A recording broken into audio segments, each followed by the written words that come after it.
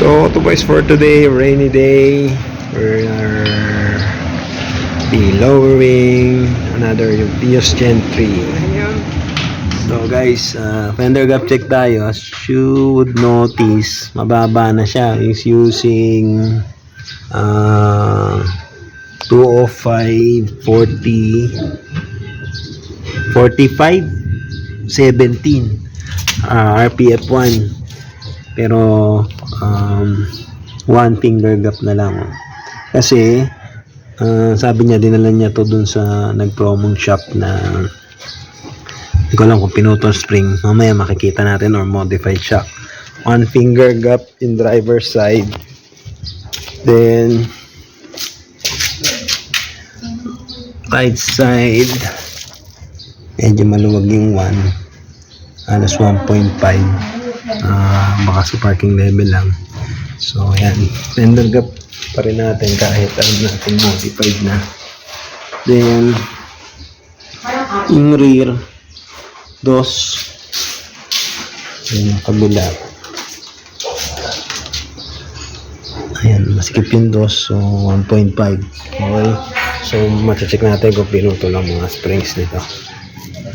So guys, modified shocks nyo, halata, binaba yung catch plate, kasi yung mga shop na gumagawa nito, dalawa yung way nila, it's either ibaba to para bumaba or itaas to.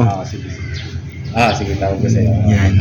Dalawang piraso, kaliwat kanan yung kailangan. Halatang halata. So ngayon, nahanapan namin siya ng stock shocks, kahit replacement or iba yung brand.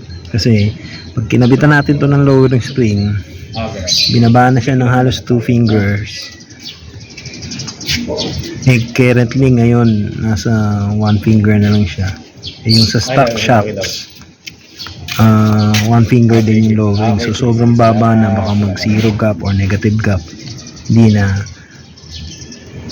makaliko yung kinalis na rin namin yung modified shock while waiting for dun sa biglaan kaming napa-order dun sa supplier natin. Optimum yung pasok sa budget ni sir. Ayan. Yeah. So just to show, dito siya dapat yung stock shock, dito yung catch plate binaba to lower yung right. Okay, so to boys, dahil wala na yung rig na rubber, yung stock rubber doon sa catch plate sa rear, inuna muna namin kasi yung rear dahil nag-aantay pa tayo ng front shocks. In-advise namin ng client na bumalik dun sa nag-modify nitong spring niya, putol spring kasi yung rear niya, kaya hindi na fit dun sa goma, kaya tinanggal nila yung goma. Ang problema, hindi nila sinusoli yung goma sa may-ari. So in-advise namin yung may-ari ng kotse na balikan yung goma, kasi mga pa NNT springs or coilovers, kailangan yon, and medyo pricey rin yun kung bibili kayong bago. Okay. Hindi lang rubber, pati ito. Tagal na yan. Yan boss, o tingnan mo.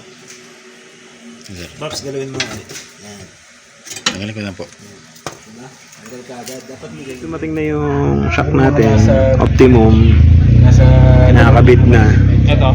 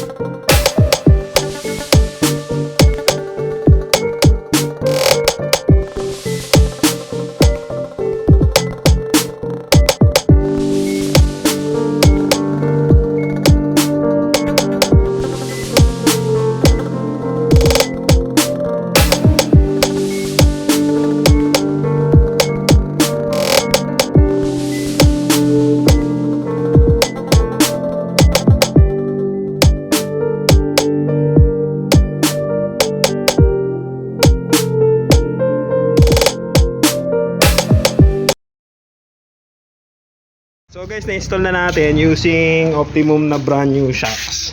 Fender gap check tayo. Kanina one finger, ngayon one finger pa rin. So okay siya. Kahit bago yung shocks sa front. Then yung rear, dos pa rin. Pero tingin ko pag pin-release yung handbrake. Boss, pa-release nga ng handbrake. Hapa ka sa preno, tapos release mo yung handbrake para hindi ka magdire-diretso. Hababa pa kasi pag nirelease yung preno. Diretso ka na lang doon sa may salamin. Yan. Di ba bumaba pa? Yan boss, handbrake mo ulit. Yan. Yung may salamin. Diretso tapos kaliwa. Ayan. Tight na yung dos, pero ganyan din yung drop niya kanina. Then, dito ganun din, yung 1.5 think parking level lang yun. So, yun. So, ganun pa rin yung gap niya versus nyo sa modified shock and putol spring. So, mag-road test. Pa-snapshot na lang boss sige. Ingat. So, yun. Next project niya is Android head unit.